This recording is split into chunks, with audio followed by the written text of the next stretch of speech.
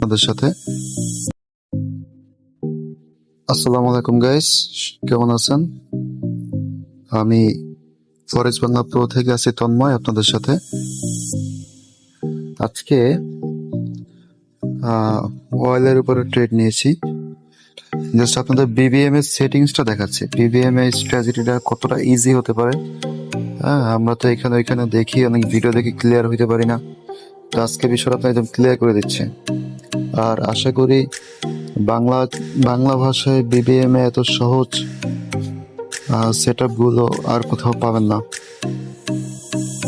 তো শুরু করি। তো আমরা সব সময় খেয়াল রাখবো যে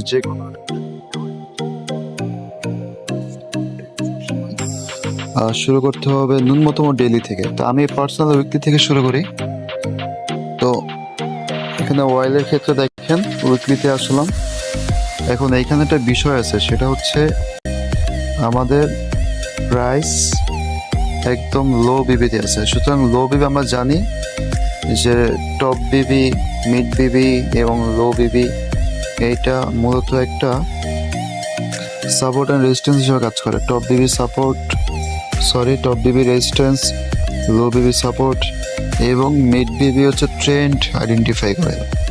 যখন প্রাইস মিড বিবির নিচে থাকবে তখন সেটাকে আমরা সেল করতে পারি, যখন মিড বিবির উপরে থাকবে তখন আমরা আপ ট্রেন্ড ধরতে পারি বা বাই ধরতে পারি। তো এখন একটা বিষয় দেখেন, আমরা বিবিএম এর সব থেকে যে জটিল যে জিনিসটা আমরা সবসময় গুলাই ফেলি, সেটা হচ্ছে বিবির আকার, বিবির শেপ। এখন এইখানে আমরা ধরতেই পারি যে যেহেতু প্রাইস সাপোর্টে আছে, সুতরাং এখানে আমরা সেল নিলাম কেন। এখানে একটা বিষয় দেখেন, বিবি কিন্তু এক্সপেন্ডিং হচ্ছে, নিচের দিকে ঢালু হচ্ছে, সুতরাং এখানে একটা মোমেন্টাম আসতেছে। সুতরাং উইকলিতে আমরা মোটামুটি এটা সেল পেতে পারি, এটা আশা করা যায়। তোমার পরের টাইম ফ্রেম যাই, ডেইলিতে যাই। তো আমার অ্যানালাইসিস ছিল ডেইলিতে, ডেইলি রেন্টই ছিল। তো ডেইলিতে দেখেন সুন্দর একটা সিএসএম আমি দেখাচ্ছি। ডেইলিতে এখানে একটা সিএসএম আসলো। তো ডেইলি সিএসএম এখানে খুব বেশি কিছু না, আপনারা খেয়াল করেন শুধু ডেইলিতে সিএসএম আসলো এবং বিবি দেখেন, বিবি এক্সপেন্ডিং, বিবি নিচে নামতেছে।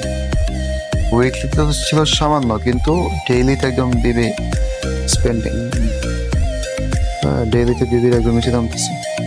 তাহলে যেহেতু আমরা অ্যানালাইজ শুরু করবো, আমাদের ট্রেড নেওয়ার জন্য অ্যানালাইজ শুরু করবো আমরা ডেইলি সিএসএম আমরা রেন্টে নিচ্ছি।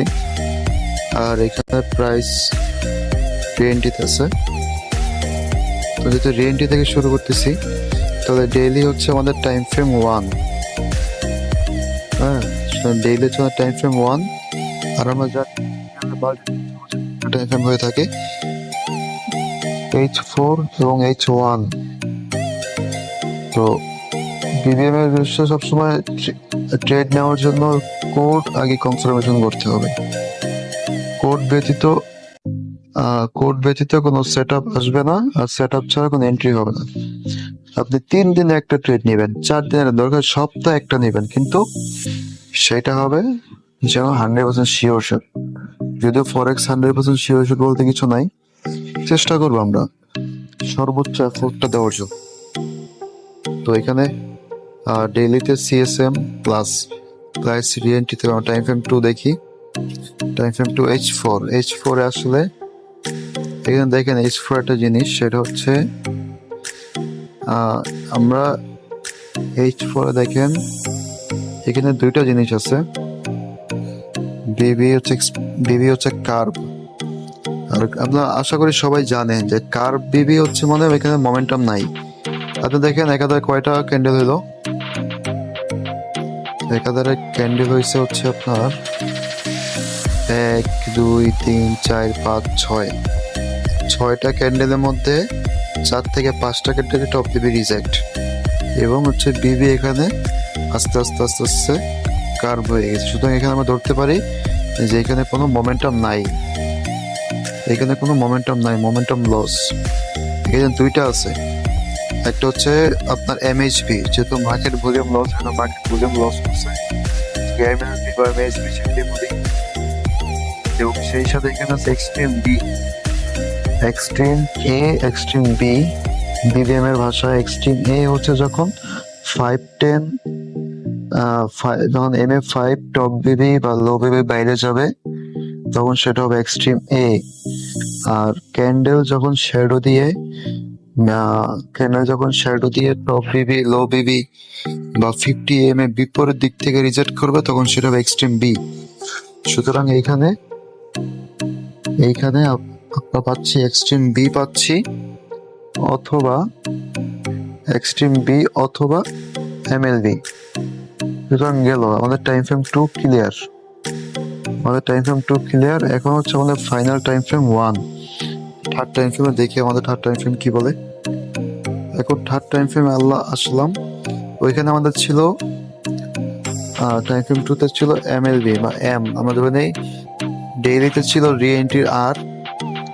তো টাইম ফ্রেম 2 তে ছিল এম ধরতে পারি বা ই ধরতে পারি, আমরা এমই ধরলাম, এক্সট্রিম বি ধরলাম না, এমএলবি ধরলাম এম। আর এখানে দেখেন সুন্দর একেবারে ফুল সেট আপ করে দিছে। এই যে দেখেন এক্সট্রিম, এই যে টিপিডাব্লিউ, এই যে দেখেন বিবি কার্ভ মানে এমএলবি, বিবি রিজেকশন, সুন্দর একটা সিএসএ করলো, রি এন্ট্রি আসলো একটা এন্ট্রি, আবার সিএসএম করলো, আবার রি এন্ট্রি আসলো, আবার এখানে একটা এন্ট্রি। এবার মার্কেট মতো চলতে থাক। আমরা এসএল দিয়ে দিলাম, এসএল টিপি সেট করে দিচ্ছে। এখন আমাদের আর কোনো কাজ নেই। Already 100 pips running, already top থেকে 100 পিপস রানিং আমাদের। আর এটা টার্গেট হচ্ছে একেবারে ডেইলি লো বিবি হচ্ছে আমাদের টার্গেট। যেহেতু আমাদের উইকলিতে এক্সপেন্ডিং হচ্ছে, সুতরাং আমরা আশা করতেই পারি এটা ডেইলি লো বিবি পর্যন্ত যাবে। তারপরও আমি এখানে 3টা বিষয় ধরে রাখছি। একটা হচ্ছে 510 লো ডেইলি টাইম ফ্রেমের, সেকেন্ড হচ্ছে সেকেন্ড টাইম ফ্রেমের লো বিবি, এটা হচ্ছে আমার টিপি2। আর থার্ড টিপি এবং ফাইনাল টিপি হচ্ছে ডেইলি টাইম ফ্রেমের লো বিবি। তো সর্বোপরি আমি চেষ্টা করি সবসময় লো বিবি পত্র রাখার জন্য, বাকিটা আল্লাহ অবশ্যই দেখি কি হয়। বিষয়টা আসলে বিপিএম একদম সহজ। প্রথমে মার্কেট ট্রেন্ড আইডেন্টিফাই করবো আমরা, তারপরে সেখান থেকে আমাদের যে রেঞ্জটি থেকে কাজ করবো, যে রেঞ্জটি থেকে অ্যানালাইজ করবো, সেই রেঞ্জটা দেখবো। আমরা প্রথম যেটা দেখবো সেটা হচ্ছে যে রেঞ্জটি থেকে অ্যানালাইজ করবো, আমরা দেখবো ইএমএ আমাদের উপরে না নিচ্ছে। ইএমএ আমাদের প্রাইসের উপরে আছে, টপ 510 হাই, মিড বিবি নিচে আছে, 510 লো, মিড বিবি নিচে আছে। গেল এটা বিবি আমাদের কার্ভ, বিবি আমাদের সমান্তরালে। সুতরাং এখানে আমরা খুঁজবো সেল। যেহেতু আমরা সেল মোমেন্টাম পাইলাম, সেটা আমাদের কিন্তু শুধুই সেল খুঁজতে হবে। আর সেলের জন্য কোড অবশ্যই দরকার, কোড ছাড়া আমাদের এন্ট্রি হবে না। এখানে পেলাম আমরা আর, এই হচ্ছে আমাদের আর।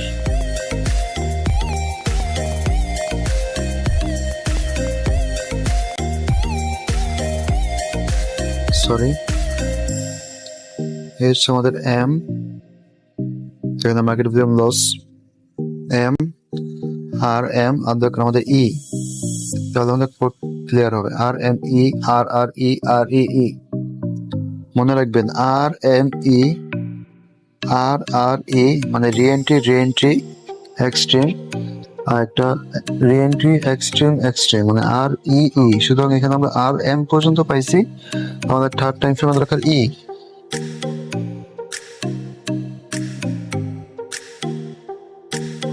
দেখি আমরা এখানে দেখেন সুন্দর মতন একদম ফুল সেট আপ করছে।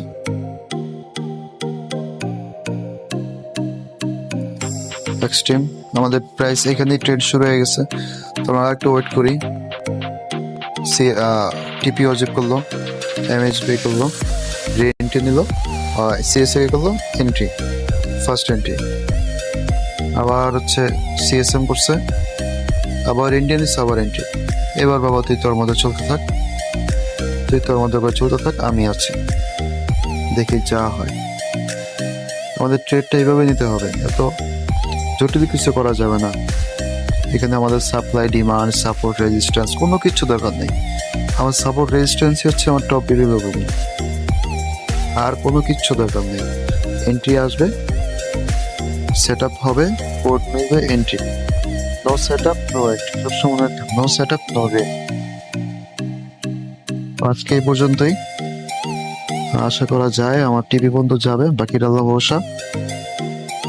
আর যদি কারো কোনো সমস্যা থাকে কমেন্টে জানাবেন, আমি সর্বাত্মক চেষ্টা করব তাদের সমস্যার সমাধান করে দেওয়ার জন্য।